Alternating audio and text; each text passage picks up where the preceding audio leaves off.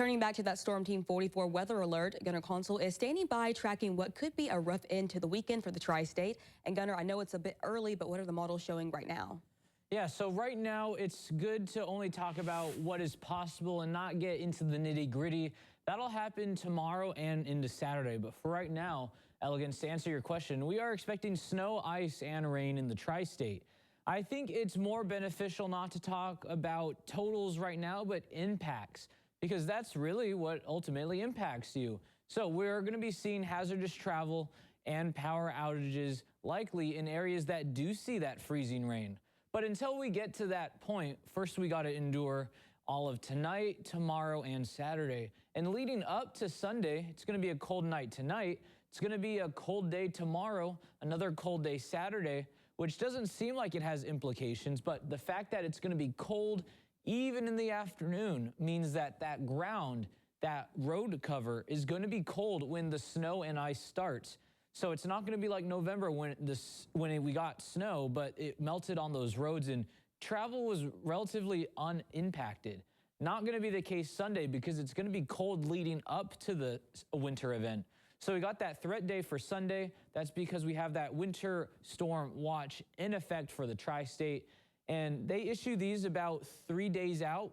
I know that they issue the winter storm warnings about 1 to 2 days out. So I wouldn't be surprised if this map turns a whole lot more pink in just the next day or two.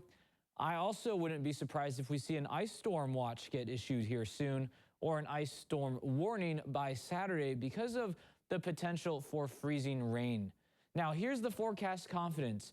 We're highly confident it's going to be Sunday to Monday. We've already pretty much etched that in stone. Now, we've also pretty much etched in stone the weather impacts. We're going to be seeing areas that see the snow and ice. Travel is going to be heavily impacted. There's going to be outages as well.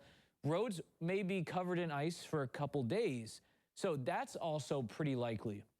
Now, the things where things get iffy, and it shows that we're still 3 days out, 4 days out from this event, is that we just don't know exactly where that snow, rain, and sleet line is going to set up.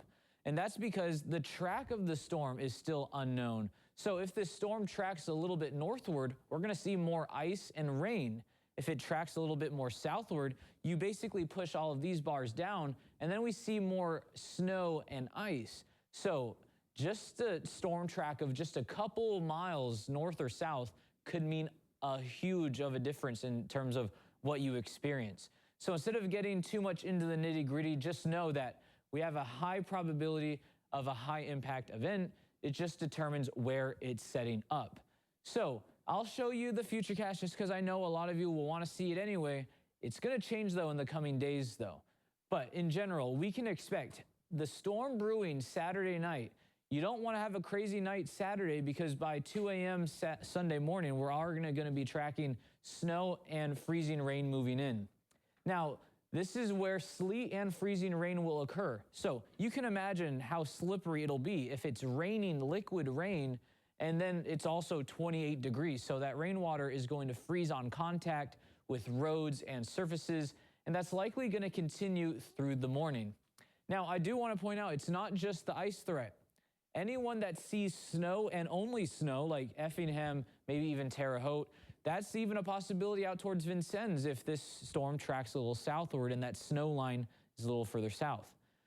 People who see only snow are going to see about 3 or more inches of snow, but those who see that transition to rain or freezing rain, doesn't really matter much how much snow you get because even just a little bit of freezing rain is going to lead to huge impacts.